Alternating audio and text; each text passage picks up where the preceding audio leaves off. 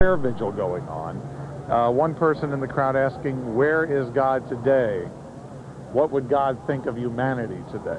What's going on behind me right now is a demonstration that we showed you the past couple of, about the last hour and a half or so. Want to go to some videotape. There have been federal workers trying to get into the building here. They have been stopped, and but they've been able to get in. But the crowd has been yelling, "No violence." Here's a case where there was a worker trying to get into the building. Some of the protesters circled him. The chants again went up saying, "No violence," but this time the worker decided to turn around and leave. Here's what he had to say. I did since 6:30 this morning, but I'm gonna go back home. I've tried calling in there. I've tried calling the marshals and everything, but all these facilities are blocked off, so there's no way that I can get in. All right, and that's what happened there. That's the only case we've really seen of a worker who tried to get into the building actually turn around. I have a little bit of an anecdote to tell you. We saw the video last night around the Bay Bridge where the San Francisco Police Department cars were burned. Well, it seems that they were towed into the police garage and parked right next to Police Chief Casey's parking spot. This seems to have gotten him very riled, just being able to see those cars close up. An officer told us just a few moments ago that the chief is riled and has a plan underway to make sure what we saw the last couple of days doesn't happen again. Terry. Okay, thank you, Eric. He's just not pleased. Just about 2 hours ago, Defense Secretary Dick Cheney underscored the U.S. commitment to see this war through to victory. Thank you, Pete. As Pete mentioned, I have to leave after a few minutes. General Powell and I will take a couple of questions, and then I'm going to sneak off and turn you over to my compatriot. To date, the operation is going very well. I want, though, at the outset of my remarks this morning, to emphasize the importance of being cautious in our comments. I don't mean to be critical of our friends in the press corps, but I think it's very, very important for people to remember a number of key things. That this is a very serious business, that we are in the very early stages of an operation that may run for a considerable period of time. That there have been casualties, and there are likely to be more casualties. So while we feel very good about the progress to date, it is important, I think, for everyone to be careful about claiming victory or making assumptions about the ultimate cost of this operation in terms of casualties. So far, so good. But I would urge all of you to be cautious in your reporting, just as we're trying very hard to be very cautious and very precise in terms of what we say about the status of the operation to date. We've now flown over 1,000 air sorties in the first 14 hours of the operation. There have been over 100 TLAMs, Tomahawk cruise missiles, launched as well. So far, as of 0900 this morning, Washington time, there's been a single American aircraft lost and one British aircraft lost as well. At present, we are in the process of using our intelligence assets to assess the damage that has been achieved. As that process is completed, decisions will be made about going back to restrike those targets that require additional attention, while we at the same time continue to pursue and carry out the original plan for mission. The original plan specifically allowed for this kind of retargeting of targets that need to be hit for a second time. It's a normal part of the operation. As I mentioned last night, the operation will continue until we achieve our objectives of forcing Saddam Hussein out of Kuwait and implementing the United Nations Security Council resolutions. We'd be happy to take your questions. Could you please describe the plane that went down on the American side, the type of plane, number of casualties? It involves a single casualty. I don't know that we want to identify the aircraft, do we? It was an F-18. Was that a wound or a death? Or? A death. What other information do you have about casualties? All I can give you at this time is that the total U.S. losses are one aircraft and one individual. Did you manage to fire any Scud missiles? Insofar as I'm aware, there have been no Scud launches. Secretary Cheney, how would you describe the tactics by Saddam Hussein, would you say that he could be intentionally laying low as some type of strategy or counterattack or anything? That may well be the case, but I think I'm going to yield to my chief military advisor to address that issue. After you leave, sir. Okay. Any more questions? Yes. Can you tell us that the operation is still a total air operation? We have reports of some movement of ground troops near the border. Is there a preparation phase that's going on for ground troops? Again, we never get into the business of speculating about future operations in order to safeguard the security of those operations. The activities that are now underway are obviously primarily the air portion of the campaign. That does not mean that we will not at some point engage ground forces as well. But we don't have anything to announce at this point on Do you expect it to continue for hours or days? What is your estimate? As I said earlier, I think the best way to think about it is that the early stages of the air portion of the campaign that we are now embarked upon, and it could run for some period of time. We are prepared to continue the operation just as long as we need to in order to achieve our objectives being getting Saddam out of Kuwait and implementing the UN Security Council resolutions. That could be a significant period of time, or it could be a relatively short period of time. That'll depend upon the success of the campaign and upon how he reacts to it. Mr. Secretary, do you have any reports of damaged aircraft? The French said that 4 of their aircraft were pretty heavily damaged, but they only had 1 slight injury. How about our aircraft? How are they holding up? I'll yield to General Powell on that. My general impression is that they're performing very well, that any damaged aircraft has been minimal, except for, of course, that one loss of an aircraft. Mr. Secretary, one more question. Should any Iraqi aircraft take off to engage the attacking force?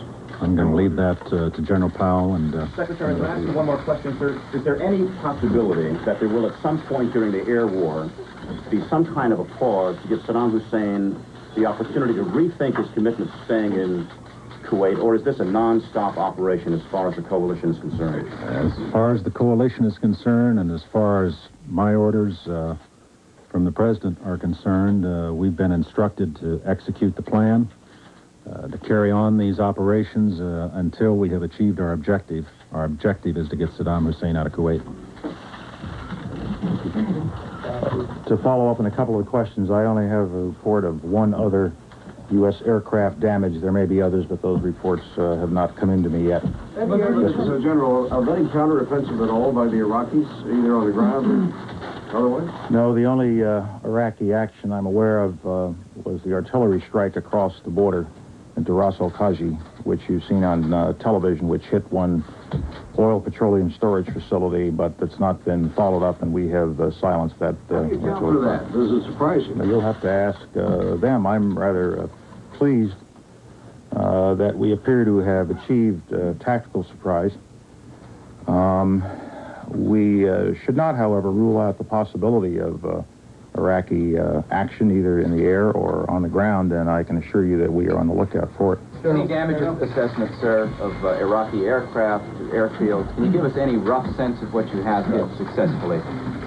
Of all of the air sorties that went in, we are rating 80% of them as having been effective, meaning the aircraft got to its target, delivered its ordnance, and returned. For those that are in the 20%, that includes those that had mechanical problems, weather problems, or because of the very tight control we had over the aircraft, they did not make the kind of positive identification of the target that we required before going in and launching under the rules of engagement to minimize collateral civilian damage. So we're very satisfied with that level of performance on the part of our aircraft. We are pleased with the initial results.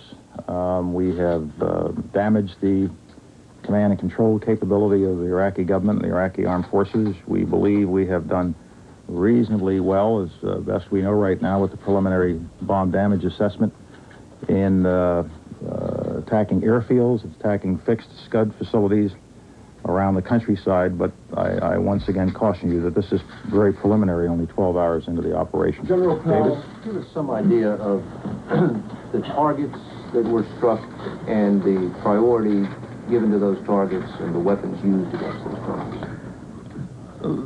The targets that were struck initially dealt with air defense systems, command and control installations, and the Iraqi Air Force and their ability to interfere with our air operations.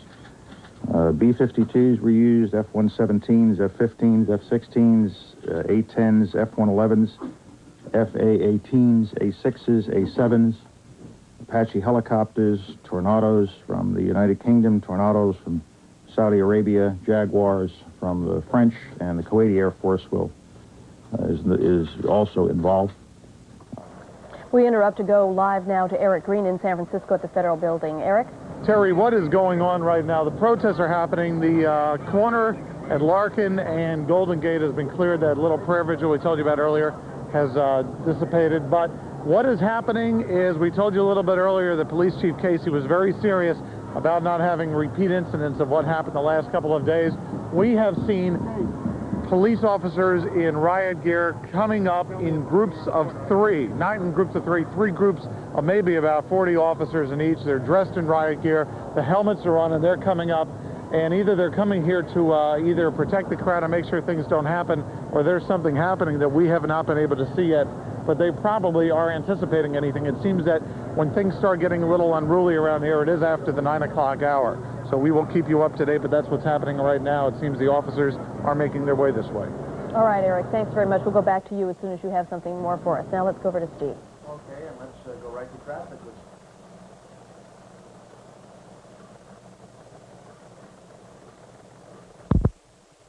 Microphone was off. What I was trying to say was, let's go to Sal Castaneda in Metro Traffic. Sal? All right, so we have a look at San Francisco. In contrast to what we saw just a couple of hours ago, northbound 101 has cleared up. If you're coming into San Francisco, traffic is moving well. The CHP has managed to get the protesters away from Hospital Curve, and that's where the problem was earlier. We also have a look now at the Golden Gate Bridge. Jerry Gordon is with us. Jerry, what's the Golden Gate Bridge looking like? Looking great this morning, Sal. The Golden Gate Bridge is looking great this morning, Sal. No problem at all, either south or northbound. The CHP was on the scene earlier. As you know, the pedestrian walkways have been closed to anything but bicyclists. Apparently, they don't feel that protesters ride bicycles. In any case, things are clear on the Golden Gate Bridge and at Southern Marin this morning. Sal? Near Moffett Field, thank you, Jerry. Near Moffett Field, southbound and northbound 101, there were protesters near the Moffett Field Naval Air Station, and they were spilling onto the freeway. The police contained them, but there's still very heavy traffic on Highway 101 and Highway 85 in the South Bay, and everywhere else on the Bayshore Freeway, though, is looking pretty normal for a Thursday morning commute. At 8:33, I'm Sal Castaneda with Metro Traffic. Terry and Steve? Thank you, Sal. We'll be back with more news as Morning on 2 continues after this.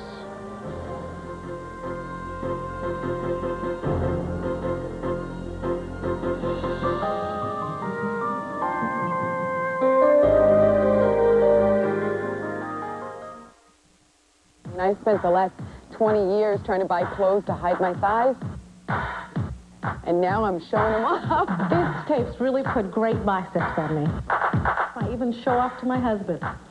Say, look at that, honey. You, too, can get in shape in only 8 weeks with a Sports Illustrated Super Shape Up program, a free video workout system sponsored by Diet Pepsi. Taste the right one. It features Sports Illustrated swimsuit models Elle Macpherson, Rachel Hunter, and Cheryl Teagues.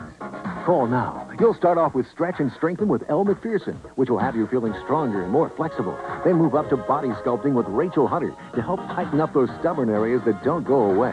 And finally, Aerobic Interval Training with Cheryl Teagues, which helps your body burn calories and fat more efficiently. Call for the Super Shape Up program, all for 3 monthly payments of $19.95 each, or use your credit card. With payment, you'll get free equipment, hand weights, and a jump rope. So call now. My clothes were fitting looser and looser, and I started feeling real good about myself.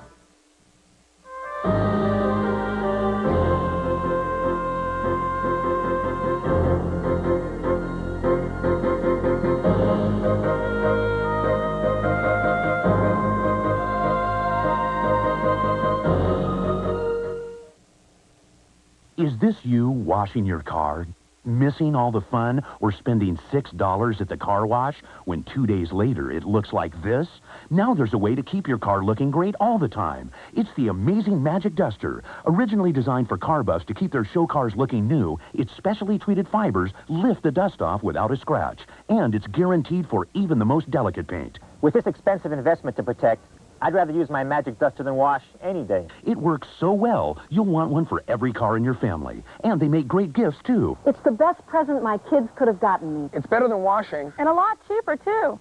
Stop washing when you could be dusting. Call 1-800-245-5500 to order your Magic Duster now.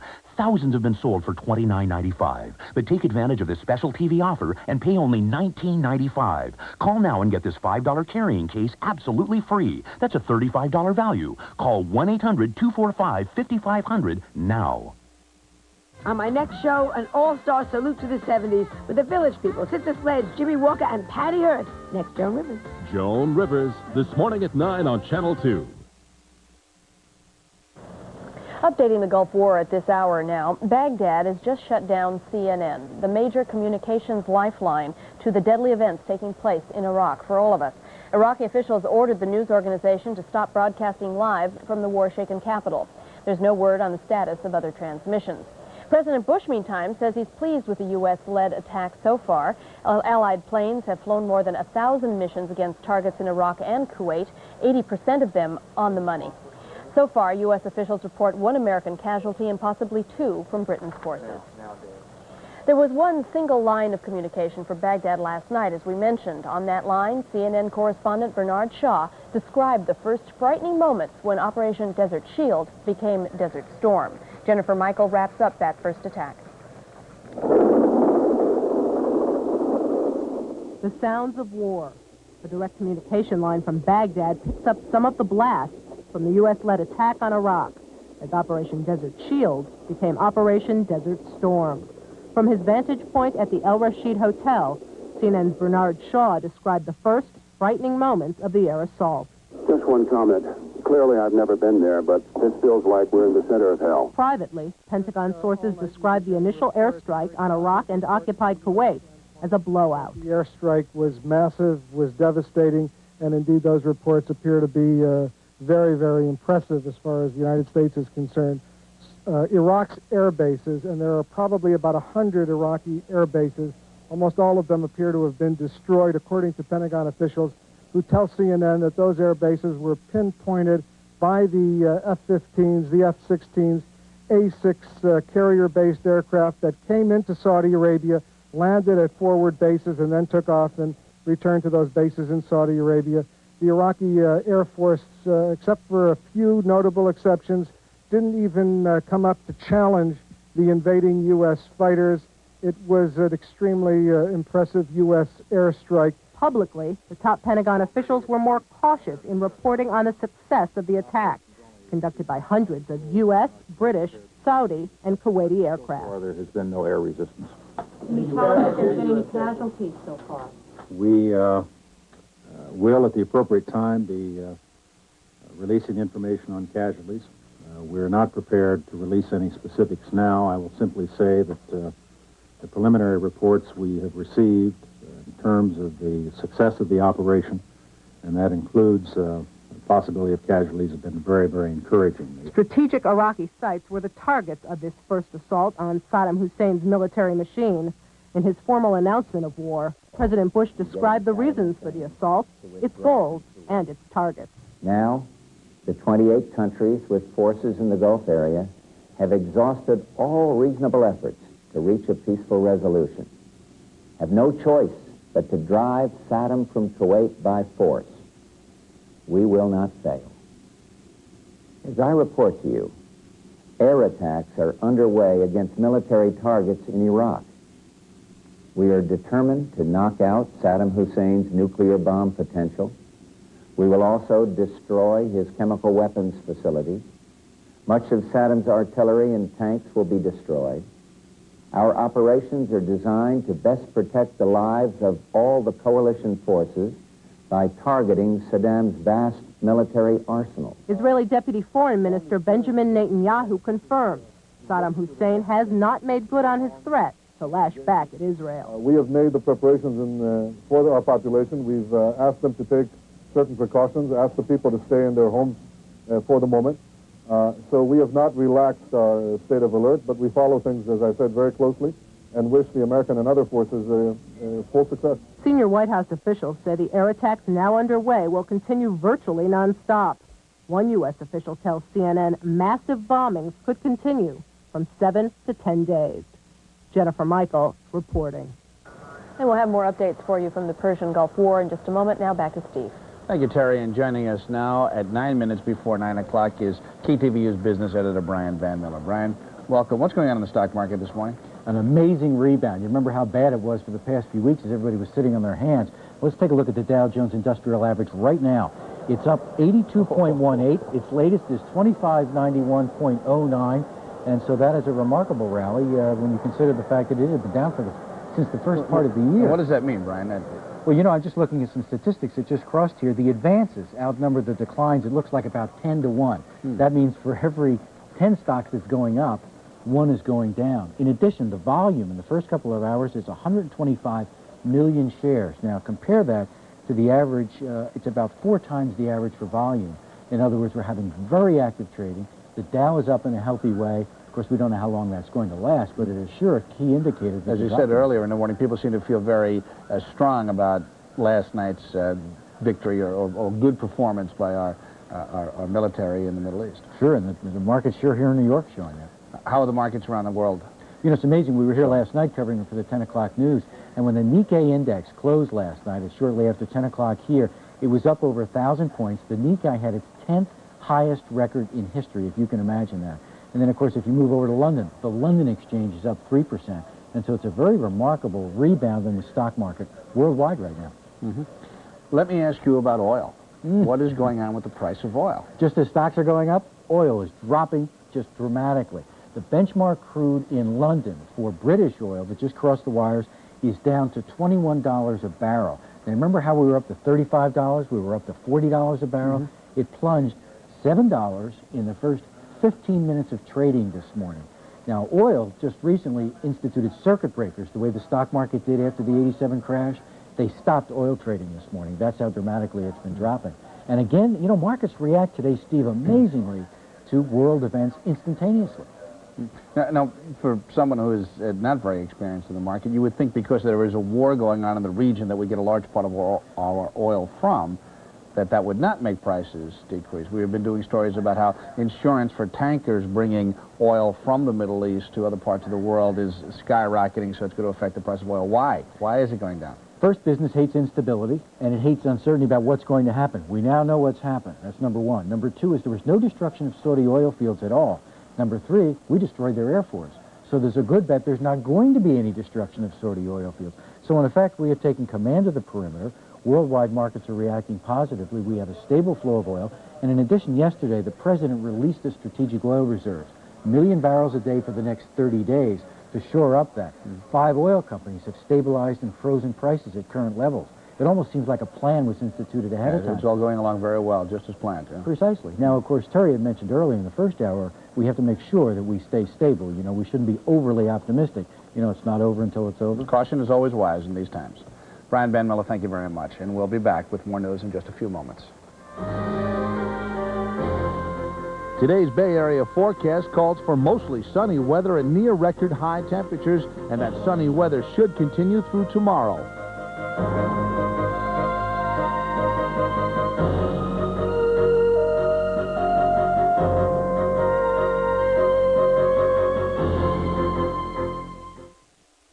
What's your first priority? Miss Crowley. Well, I'm assuming there's product in the pipeline, so... Assuming, Miss Crowley. Unfortunately, assuming doesn't feed the bulldog. The top business schools prepare you for every eventuality you will ever encounter in the business world, except one, business travel. We've got that one covered. United. Come fly the friendly skies. How can Miss Crowley's 3-person sales force stay on top of her far-flung enterprise? You know, you get so much more out of cold mornings when you've got energy. That's why I eat grape nuts. And I found a great new way to make it. Hot. Just pour your grape nut cereal, add milk, and microwave it for 1 minute. You've got this warm, hearty taste that feels so good, and a natural energy source to help keep you going. So, even if it's a cold morning, hot grape nuts helps make it a good one. Try it yourself. Hot or cold, breakfast with Post Grape Nuts helps keep you going strong all morning long.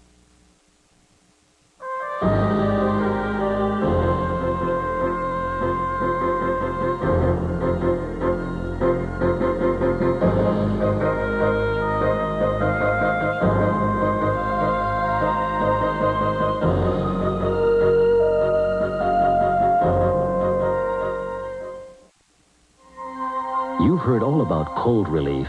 Now you're going to hear about hot relief. New Tylenol Cold and Flu. With more medicine than any other hot liquid flu formula. Heat releases the power of this lemony medicine with 3 cold and flu fighters for your coughing, sneezing, and congestion. Plus Tylenol pain reliever for your fever, sore throat, aches, and pains. New Tylenol Cold and Flu. Part of Tylenol's complete cold relief line. Nobody cares for your cold like Tylenol Cold. You'll see the difference in Safeway's quality grain-fed beef. All Safeway beef is USDA inspected and quarter-inch trimmed. It's a difference you can taste. Safeway's boneless beef roasts are lean, tender, and juicy. Choose from rump, bottom round, cross rib, or underblade chuck. And you'll save 80 cents a pound. Our mouth-watering boneless beef roasts are an incredible $1.99 a pound. This week, only at Safeway. Welcome back once again to Mornings on 2, this historic morning, and let's go right to Terry now. What's more news, Terry? Well, Steve, the threat of terrorism is causing heightened tensions at airports around the country. At the Oakland International Airport yesterday afternoon, airport security evacuated a plane after officials determined there was suspicious movement by 2 passengers. The flight was delayed, but nothing suspicious was found. In Los Angeles, passengers were forced off an Italian jetliner after a call was received claiming a bomb had been placed in the baggage. No explosive devices were found in either case. An airport security hotline has been set up to tell you how new security measures will affect you. That number is 415-478-0999, 478-0999. The information will pertain to passengers at SFO and San Jose International Airports. Oakland International Airport is reviewing its security operations today. Earlier today on Mornings on 2, we spoke with Gordon Bloyer, a private investigator who also specializes in security. Mr. Bloyer expressed what he thought would be the target of a terrorist attack in the Bay Area. Primarily, they're going to try to create a situation that is total confusion. If they were going to target an area that would be the most damaged to the Bay Area, Bay Bridge would be an excellent example. Would solve 2 problems. You have the Treasure Island, access to and from, and it wouldn't take much. Boyer added that protesters may be actually used by terrorists without the protesters knowing about it. Through demonstrations, terrorists could infiltrate and carry out their attacks, Boyer said. The United States apparently didn't take its first steps into war without looking beyond it. The government is already trying to prepare for the psychological trauma these soldiers may face when they come home. Lloyd LaQuesta reports. There is a lot of speculation about the casualty rate in this war against Iraq. But America's involvement in past wars has shown many soldiers who survive physically return with invisible wounds, psychological casualties. Feeling alone, clearly the depression could set in. At the Veterans Administration Hospital in Menlo Park, Fred Guzman heads the National Center for Post-Traumatic Stress Disorder. He says, based on Vietnam, at least 15% of America's Desert Storm troops will suffer some form of combat stress. The military is trying to prepare as best it can, but this time the potential victims are different. Older soldiers with families, reservists with long-time roots in communities. When somebody is hurt, for example, from whether it's the regular military or the reserves, it's going to have a larger impact on the communities because we know these people. They're our neighbors, our friends, our co-workers. Vietnam, they were young people and unknown people except to their immediate families. Any other questions? Intensive therapy, group and individual, over a 90-day span is the treatment for veterans suffering from post-traumatic stress disorder. Bob Davis was a 20-year-old soldier who was injured by a landmine in Vietnam. 20 years later, he is still suffering from psychological wounds. In my culture, we're supposed to fight. You know, it's expected for us to fight and protect this land. So I felt it was my duty to do this. And when I came back, I thought I would be respected, and but I didn't get that respect. Ray Allman was a 19-year-old Marine in Vietnam. 20 years later, he looks back on a life of broken marriages and drug abuse. And I believe it's all because of the things that happened over there in Vietnam. I just could not love myself once, I got back, because I knew what I had done. What these veterans had done was view war close up, the killing, the dying, the loss of friends. And the symptoms of post-traumatic stress were not diagnosed for years. They suffered in silence. The lessons of their broken lives they hope to pass on to the veterans of America's latest war. When they come back, they need to seek help, even if they, don't feel that they have a psychological problem. But you never can tell. Post-traumatic stress comes on maybe years later. So they should seek help, even if just going to the vet centers, just to wrap and let your feelings be known. Don't wait 20 years like we had to. If you have feelings, to anybody that's coming back to express them, it doesn't. Being a man is facing your feelings. While the government says it is prepared to meet the needs of psychological casualties should war break out, there are concerns about long-term care. There are already long waiting lists of veterans trying to get into these clinics. Some veterans go as far back as World War II. In Menlo Park, Lloyd LaQuesta for Mornings on 2. Anti-war protesters are out in force this morning in San Francisco. Let's check in now with Eric Green, who is on the scene. Eric? All right, Terry, we shot some video. It happened about 10 minutes ago or so. We have not been able to transmit it back to the station. Let me kind of set the stage of what happened. It's been the same old story. Somebody was trying to get into work. It looks like they turned away, but the pushing and shoving continued with the police dressed in riot gear, basically at the top of the steps. We're here in front of the Golden Gate entrance of the Federal Building. Anyway, there was a lot of pushing and shoving. We saw the officers using their nightsticks to do a little shoving. The crowd started chanting, "Peace, no violence." And during the scuffle, our photographer Chuck Layton was getting the pictures, and I did hear a couple of people go, "Gee, where's the media? Where's the media?" And you kind of wonder, they know this is a media event, and you wonder how much importance they're putting on that or their cause. Let me introduce you to somebody right now. Her name is Maria Banuelos, and she is a federal worker. You work up on the 14th floor? Correct. You're a little bit afraid to get in there now, I take it. Well, just a bit apprehensive, of course. I mean, I don't want to subject myself to any bodily harm here. Have you been able to get to work Tuesday or Wednesday? Not Tuesday. Wednesday I did get in. How was it when you tried to get into the building yesterday and were successful? No problem at all. Walked right in. People kind of said to us, "You're going into work now, but don't plan on going home tonight." Really? Okay, thank you very much, Maria, and good luck to you. I know you spent a lot of money on BART to get here today. Hope it doesn't all go for naught. We should tell you that this is not what's been going on the last couple of days. Not a planned, controlled protest. This is basically just a free movement. People just gathering on the steps of the Federal Building, kind of expecting that this would be happening today, a number of hours after war started in the Middle East. That's one reason the numbers of people aren't as great as they have been in the last couple of days. I put the crowd probably at roughly 1,000 right now. Of course, the last few days it was several thousand. But right now, there's been the skirmishes, nothing overly unruly. And the officers, we told you we saw coming up the streets about a half hour ago. It looks like they stopped about a block and a half away, and they're just kind of surveying the situation. Terry. Eric, do you find that people in the crowd represent a cross-section of the community? Could you speak a little bit louder? Do you think that the crowd represents a cross-section of the community? They do. It's very interesting. As we said the other day even, you see the people who kind of remind you of the people you see in the 60s. They have peace signs. Actually, they've put some type of red substance on the building itself to signify blood. Earlier, we were standing on top of the fountain, and there was somebody who poured some red dye into the water, and then somebody came by later and poured some detergent to clean it up. You can figure out the symbolism for yourself, whatever it is. Buildings are being painted, so you have those people, but you also see people who look like they can belong to the Young Republicans of America. They're looking very yuppie-ish, and they are carrying signs saying they don't want war and oil isn't worth it. All right. Thanks very much, Eric, for your report. Now let's go back to Steve for the latest on traffic. Yes, Terry, protests around the Bay Area are affecting your morning commute. Let's go right to South Castaneda and Metro traffic to see how things are going. Sal? Okay, Steve, we have word from one of our airbornes who happens to be over the Federal Building. Jerry, what can you tell us about traffic around where Eric was just talking about? Okay, right where Eric is, the federal building itself, all the streets are blocked off. That includes Golden Gates, Turk, Polk, and Larkin. Traffic is starting to move again on Van Ness Avenue. That had been blocked off at Turk, but the police have dispersed the demonstrators there. And traffic just started moving again, just as you introduced me. And also traffic on Franklin Street has started to move. That was blocked off at Golden Gate Avenue. Still pretty heavy there from Golden Gate toward Market Street. Goff Street is still heavy from Geary all the way down to Golden Gate Avenue, but the traffic is starting to move a little bit better around the area right now. But the streets right around the Civic Center, the federal building, I would avoid them.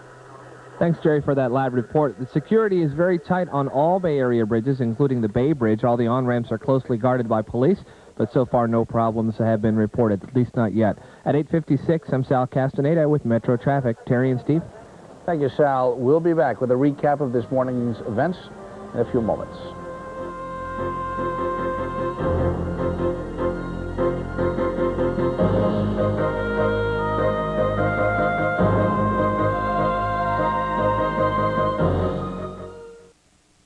Save up to 20% off national brands.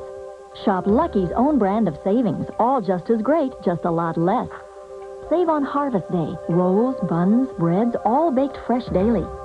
Save on Lady Lee, everything from the crisp to the creamy. From cola to cornflakes, all at everyday lower prices. Up to 20% less than national brands. It's our brand of savings. Lucky. Still the low price leader. Auto insurance. It's against the law not to have auto insurance, but there's no law to help you make the down payment. That, and with my driving record, I thought I was really in trouble. That's why I called the Sentinel Insurance Agency. They helped me with my down payment and got me insured. These people are on our side. Call Sentinel. San Jose, 929-1000. San Leandro, 351-5300. Concord, 676-5300.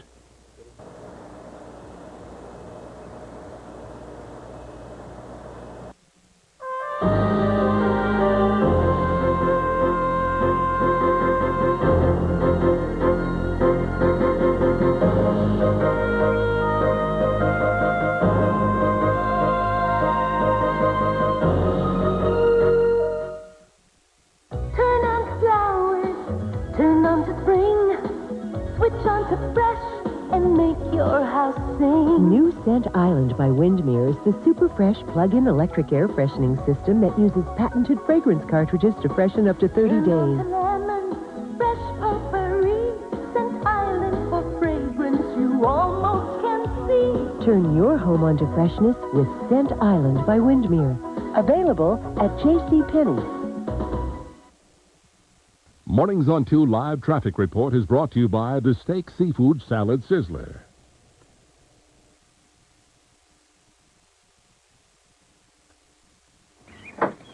Ready to go to Sizzler? Yeah, we don't want to miss that deal. Precisely. Let's take the bike. The bike? This deal's too big to miss. We'll cut through traffic and fly like the wind. A hearty half-pound sirloin steak, freshly tossed salad, and build your own sundae. A complete meal, only $7.99. So get going. Sizzler. Buffet Court and Grill, a restaurant within a restaurant. So, we're going to take your car or what? Welcome back to Mornings on 2 as we come up to about 9 o'clock this morning. Let's go to Terry with the latest from the Persian Gulf. Terry? Well, we have another update for you on the U.S.-led war against Iraq. U.S. military officials say the assault is far from over. Already, more than 1,000 missions have been flown by Allied forces, with only 3 reported casualties. One, an American flying an F-18 Hornet fighter jet. The other 2 are Brits, co-pilots in a fighter jet that went down in flames over the Gulf. President Bush says he's pleased with the low casualty toll, but warns that the battles won't end until Saddam Hussein leaves Kuwait. Citizens in Baghdad apparently believe that warning. They're boarding up their homes, bracing for another night of heavy bombing. KTVU will be monitoring this crisis around the clock to bring you the most up-to-date information. Our next scheduled newscast is at noon. But right now, let's go live to CNN for their latest coverage. Today, our parliament, we got the parliament approval today. And this is a process, and after that, it could be used. So you do expect the air war to be launched against Iraq now from Turkey, is that correct? It is up to U.S. command. I don't know that. All right, you have a number of NATO aircraft on your shores now that you requested and were granted from NATO. How would those be used? How would those be employed? No, they are not going to be used.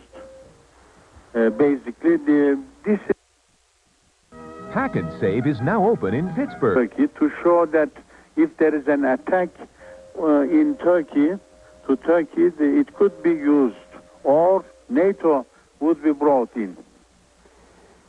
Have you had any feelings that other Islamic nations have had against any direct engagement with Iraq as opposed to getting into Kuwait? Do you personally fear politically for your future if it becomes a fighting war? You mean any Islamic country opposing to go to war with Iraq? I mean, if Turkey, for example, becomes actively engaged in warfare, do you fear for your own presidency? Do you have a feeling that politically this would be inimical to you?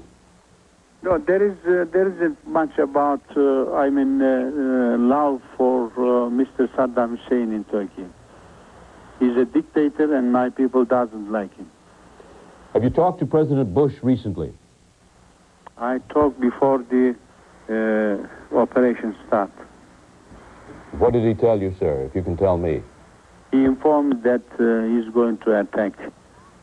he has already given the orders, roughly 1.5 hours before. And you said to him? I said to him, good luck and pray. We pray.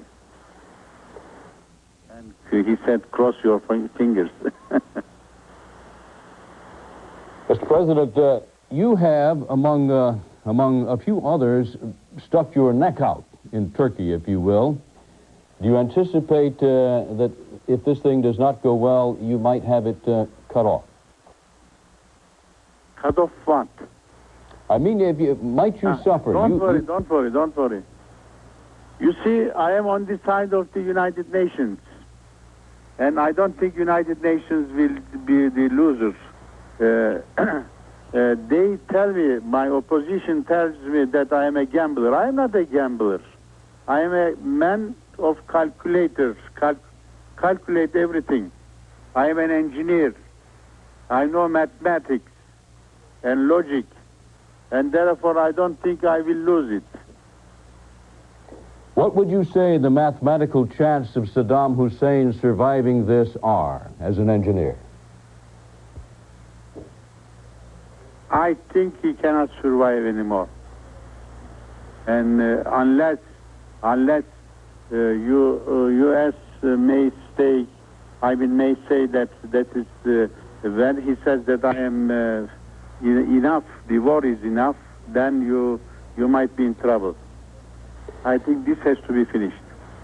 If you allow, now that you have the parliamentary approval for the United States and the F-111s to operate out of Turkey into Iraq, are you afraid that the Iraqi forces on your border may attack you? We have enough forces, then they will be the loser.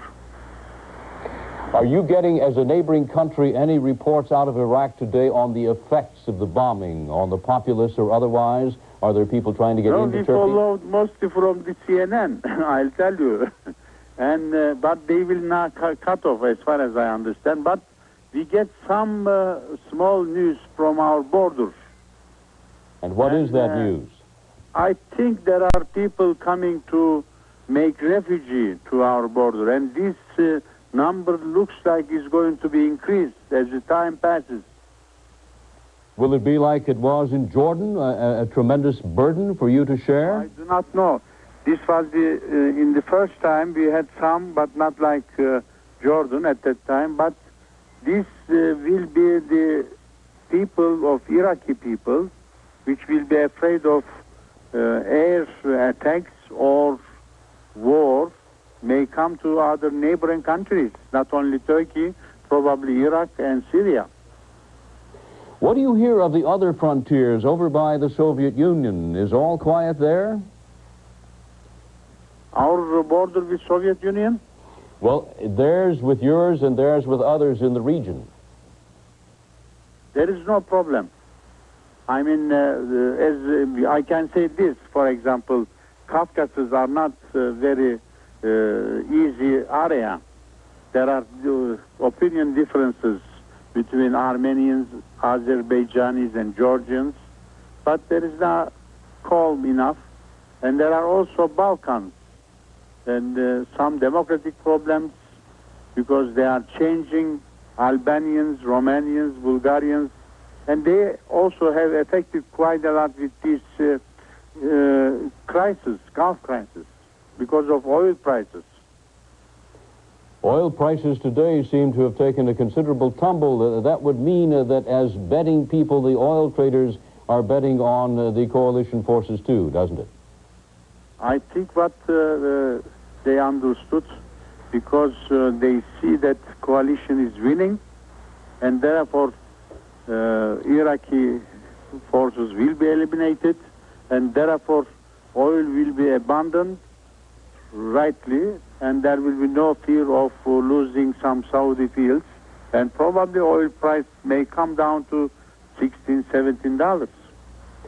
Turgut Özal, His Excellency the President of Turkey, who has been kind enough to talk to CNN today and to tell us that the way now is cleared for the United States or the coalition allied forces to use Turkish bases for operations inside Iraq. Marianne? Reed, as you and our viewers saw at approximately 10:59 Eastern Time, our phone link out of Baghdad at the Al Rashid Hotel, where our correspondents Bernard Shaw, John Holloman, and Peter Arnett had been talking to us all throughout the initial attack and throughout the night from Baghdad, was at 10:59 this morning Eastern Time, cut off by the military sensors in Baghdad. Let's take you back to a few moments before that happened and listen to the last words we have heard out of Baghdad.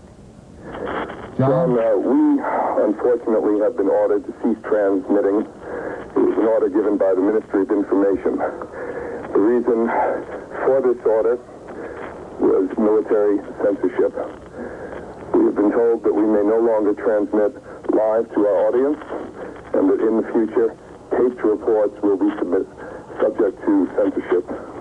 So, that's, well, I don't know what to tell you, Bob Cainard and Bobby Batista and our viewers. This official, Mr. Allah, who's been a good friend to CNN for our time here, is now, demanding that we do something that we desperately don't want to do. So, John, I will make the decision to cut the communications because I'm the senior man here. So for Bob Weiner and John Holloway and John Holloman and Bernie Shaw and myself, Peter Arnett, who is signing off from Baghdad for CNN, and I hope we can resume our communication with you in the very near future. For those of you in Atlanta and up and down the network, we'll try to get back in touch with you as soon as we can. Obviously, this is something that is just abhorrent to all of us in our journalism. We'll talk to you as soon as we can. And those were the last words we have heard in the last hour and few minutes out of Baghdad.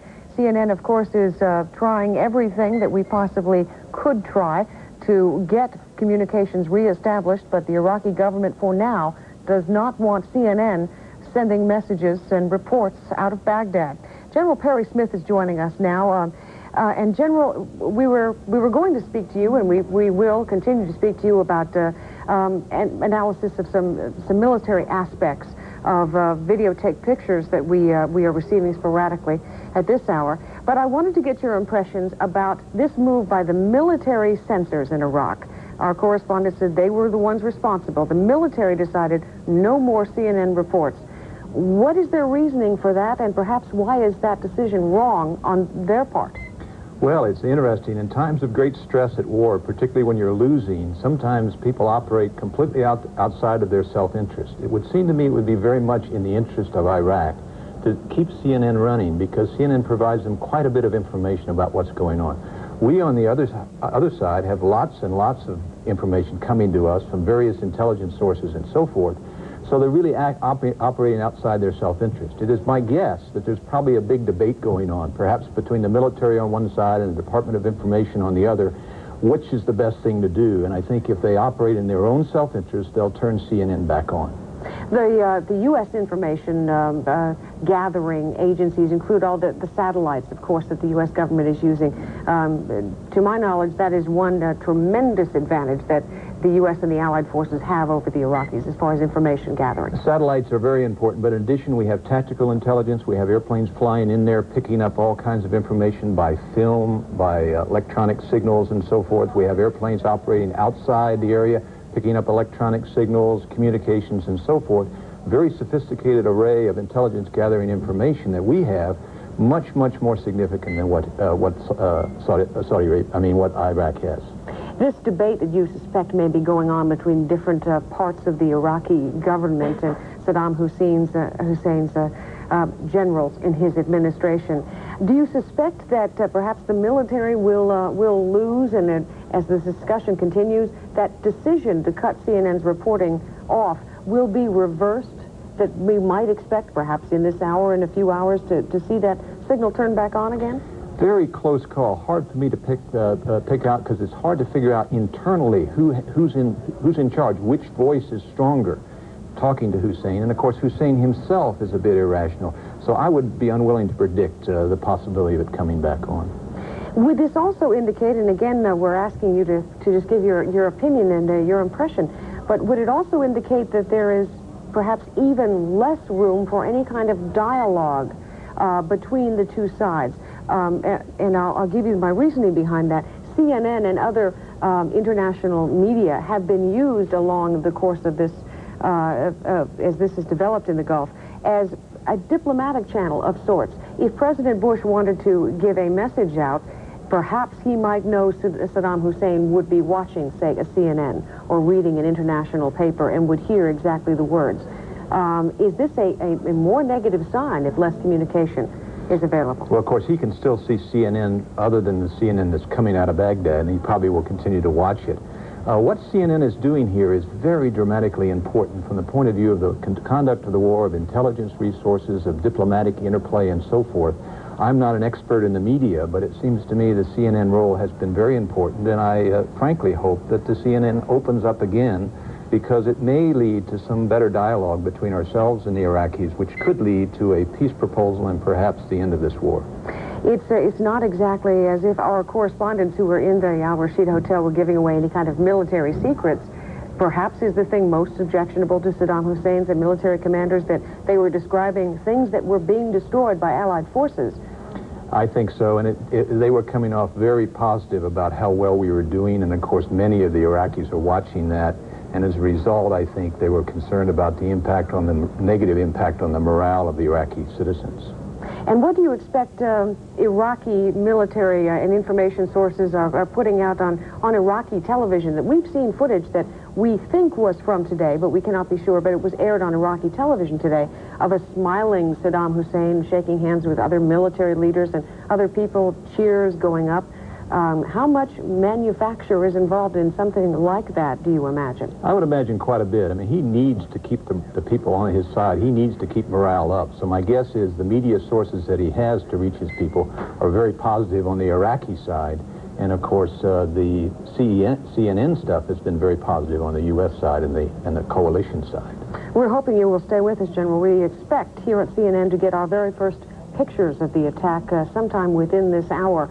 Pictures are being transported to Jordan, and it takes some time to get the pictures out, but we will appreciate your insights on these things. It'd be my pleasure. As our coverage continues from here and Washington, and hopefully soon again from Baghdad. Thank you, sir. Okay. Let's go to Washington, and once again, Reed Collins joins us. Reed? Marianne, the Crown Prince of Jordan, Crown Prince Hassan, His Highness is now going to join us and give us his impression of events thus far in his troubled area. Sir? Can you hear my voice, sir? Yes, indeed, I can hear you. Can you tell me what is the official Jordanian throne reaction to what has happened now next door? I think there has been a feeling of shock and horror at the massive nature of the raids on Iraq. I expect that 14,000 tons of explosives in the first few hours are equivalent to Hiroshima. So although the initial statements were surgical strike and tactical bombing, there's a lot of deep concern and outrage over the loss of civilian life, in addition to the fact that we're expecting up to 750,000 evacuees, many of them possibly wounded as a result of coming out of the war zone. We have yet to see that. Your Highness, what is the condition on the border now? If you expect nearly 1 million evacuees, do you have another border crisis evolving? We already have up to 3,000, and many more are trekking on foot. Our responsibility, of course, will be to try and give them as many comforts as possible, but we only have capacity for 52,000, and only through movement through the port of Aqaba, that means vessels coming into the port of Aqaba, will we be able to move them out. And as I said, once again, 750,000 expected according to the UN. When you mention the ordnance dropped 14,000 tons, you say it was not surgical. Do you have any evidence to indicate what the real result on the ground was? Were there heavy civilian casualties that you know of? I don't think any of us have any clear evidence in the different towns and cities of Iraq. Of course, in a sense, this country has been a window even for CNN onto Baghdad, and I think you have tried to do a very good job there, if I may say. But at the same time, this is not total coverage of Iraq and Kuwait, and obviously we have to wait and see. But what I mean is, as a next-door neighbor, is there any evidence or any hard empirical evidence that you may know that would indicate that there were heavy civilian casualties? I'm sorry, I have no evidence of a change in positions. Mr. Gorbachev, of course, called for everyone to keep the thing in perspective and not allow it to, the fighting to stretch further. And today the motion by the Turkish government before Parliament to allow the Turkish government to use further NATO, the so-called NATO mobile force of airplanes, plus 48 U.S. aircraft out of Turkey, is a potentially very serious development. I hope that this thing can be contained, and that, as President Gorbachev suggested, people can get back to the diplomatic option, but maybe it's too late for that. In other words, you believe that the Turks have made a mistake by allowing the use of their bases to the coalition force? Well, we're not passing judgment on anyone. All we're saying is that if this thing continues day after day, and with the possibility of stretching further and further afield, as Mr. Gorbachev pointed out, it is extremely worrying. We live in an interdependent world, and the possibility of it spilling over beyond the region is something we have warned about for several months. Thank you, sir. What is your brother doing now, the king, and what is his feeling at the moment? Well, clearly, all of us have been in continuous consultation. My concern particularly has been for the evacuee crisis. His Majesty has also held emergency meetings in both the lower house and the Senate. And obviously we're watching, monitoring very closely, and praying that the human cost of this ensuing tragedy will not leave the wounds we expect it will. It is a question of people, where people matter, all people matter, of course. What do you have to say about the loss of the CNN broadcast facility in Baghdad? Well, I suppose that is a casualty of the crisis. Clearly, as you said, it is a diplomatic channel of sorts, but I suppose airwave diplomacy over the last 5 months has only brought the crisis into sharper relief. It has not changed the mindset of war, and here we are at the moment of truth and confrontation. Let us hope that not only CNN, but all channels can open up in the future. Right, sir, let me ask you the status of the Iraqi forces. Are they on high alert? Has there been any response? Have they been engaged in any way? You are asking me about Iraqi forces? Yes, sir. I think your information is probably as up to date as anyone's. It seems to us today that the airstrike is the predominant feature of the last several hours. I'm not aware of more extensive fighting as such. As far as you know, sir, there is no Jordanian engagement in any way, shape, or fashion here? Our position has been very clear. Of course, Jordan, as I said from the very beginning, is in a geopolitically thankless position, and we are extremely vulnerable. As far as we are concerned, our position is very clearly to defend our land and our sky against all comers. We will not be a corridor. Were you not relieved, sir, however, that there was no occasion for you to become a corridor, that apparently no missiles were fired from Iraq toward your neighbor Israel? I think that the airstrike and the hostilities have been focused entirely on Iraqi towns and vital points around those towns. We have to watch and see how the thing unfolds. As far as the exposure of Jordan today, it is very much to the civilian casualties flowing over from this crisis, and particularly the evacuee casualties. And of that number, you expect there will be a considerable number. Do you have the facilities, and is the Red Cross and the Red Crescent capable of handling what you expect? Well, I think they are expressing some concern, because effective mobilization of field hospitals and so forth can only really come with the firing of the first shot. That shot has been fired. And today, of course, we are trying to expedite the improvement of the facilities we have. But I would point out particularly to hospital facilities, and in particular, if we have to speak of civilian casualties, napalm, phosphorus, and God forbid anything worse than that. It's going to be a major strain on all of us and on the UN family, in particular on the ICRC. But they're all here, ICRC, Médecins Sans Frontières, and the international humanitarian community. Crown Prince Hassan, we thank you very much for giving us of your time on this, the first day of the operation which now has become a war in the Gulf. We appreciate your time, sir. Marianne? Reed, thank you. We want to inform our viewers we have been promising to bring you some videotape shot from the cockpit of some of the planes that flew the raids over Baghdad last night. We were hoping to get that from the U.S. government. This, of course, footage shot from U.S. planes. U.S. military officials, however, now in Saudi Arabia tell us that footage that we expected today, in fact expected within hours of now, tell us we will not be able to bring you that footage. We won't have it in our possession until sometime tomorrow. It's now 8:23 p.m. in Saudi Arabia, so officials tonight in Saudi Arabia are saying that footage will not, in fact, be made available to us and therefore to you until sometime tomorrow. We hope to bring you as many pictures as we possibly can. We have our correspondents working on that, of course, as we speak.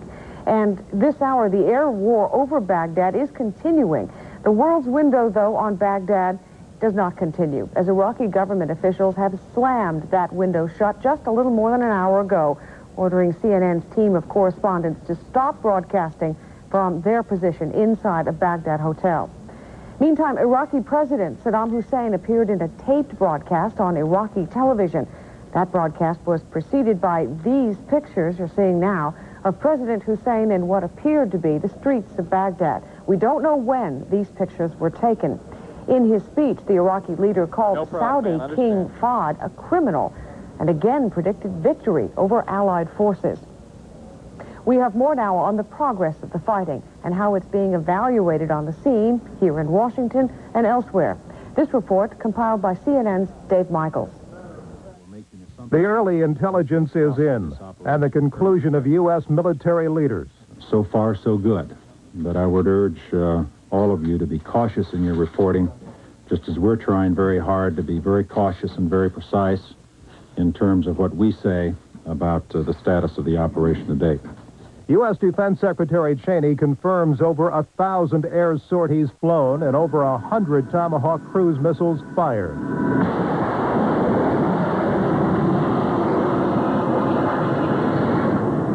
This one from the battleship Wisconsin. According to the Pentagon, the missiles were said to be very effective, as were 80% of the coalition airstrikes. We believe we have done reasonably well, as best we know right now, with the preliminary bomb damage assessment in attacking airfields, attacking fixed Scud facilities around the countryside. But I once again caution you that this is very preliminary, only 12 hours into the operation. Confirmation, though, also of the casualty count. One U.S. Navy F-18 down, its pilot said to be lost, also one British Tornado down. Iraqi surface-to-air missile and anti-aircraft fire was reported heavy. Iraqi artillery also hit a Saudi oil facility across the border from Kuwait, and the Pentagon reports that artillery battery has now been silenced. In return, the Pentagon believes the coalition damaged the command control capability of the Iraqi military. President Bush says he's pleased so far. We are determined to finish what we've set out to do. One U.S. pilot reported little return fire during his mission. It's like being a professional athlete, never playing a game. Today was the first game, and the enemy didn't show up. The opponent didn't show up. We went out there and ran our first play, and it worked great. Scored a touchdown. There was nobody home. From the British Parliament, a renewed message for Iraq from the British Prime Minister. We hope very much for a speedy end to hostilities. That will come about when Saddam Hussein withdraws totally and withdraws unconditionally from Kuwait. From the beginning of the attack, a communications line from CNN headquarters in Baghdad was open. But within the last 2 hours, we, unfortunately, have been ordered to cease transmitting. It was an order given by the Ministry of Information. The reason for this order was military censorship. Dave Michaels, CNN reporting.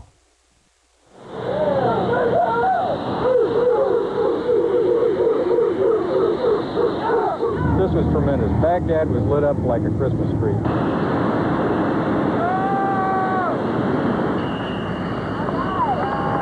Welcome back, buddy. Good shot, guys.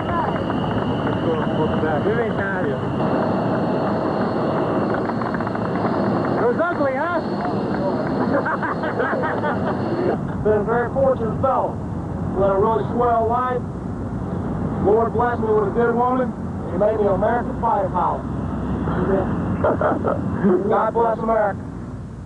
I believe we waited as long as we could, did everything possible, gave it some last-minute tries. He didn't want to listen. We taught. I just hope the American public supports the president. We're here to do a job. We think it's an important one to do. We want it to be over as quickly as possible, and we'll do everything we can to get it over as quickly as possible.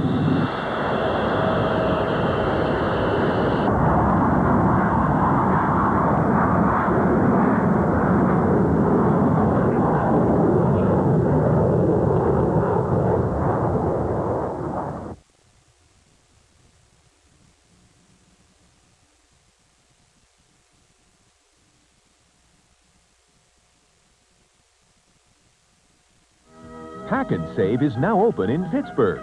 Come enjoy the real meaning of the word savings. Come shop a bigger and better produce department, a full-service deli, a full-service fish counter, a fresh hot scratch bakery, a complete floral shop, all featuring the lowest everyday prices. Come shop it all at Pack and Save, now open at 4405 Century Boulevard. Open 24 hours for your shopping convenience. Pack and Save. You can't get groceries for less. They were judged, convicted. Bad rap, huh? And put away for a long, long time. But now, new evidence shows it was a bad rap. Eggs contain 22% less cholesterol than previously thought. All right, let the eggs go. Which is why the American Heart Association has increased its weekly egg yolk allowance for healthy people from 3 to 4. California fresh eggs. Give them a break. Final reductions. Save up to 70%. The C&R January clearance sale. Sure, I'm aware of the recession, the poor state of the economy, how bad things really are. But I also know that it's a proven fact that the entertainment industry booms when the economy is down. So if you've ever thought about doing commercials, acting, or modeling, Faces International can help you start a new career for yourself or your child. The timing couldn't be better. This is the perfect opportunity to get your start in the entertainment industry by calling Faces International now. For your free on-camera screen test, call 415-43-FACES.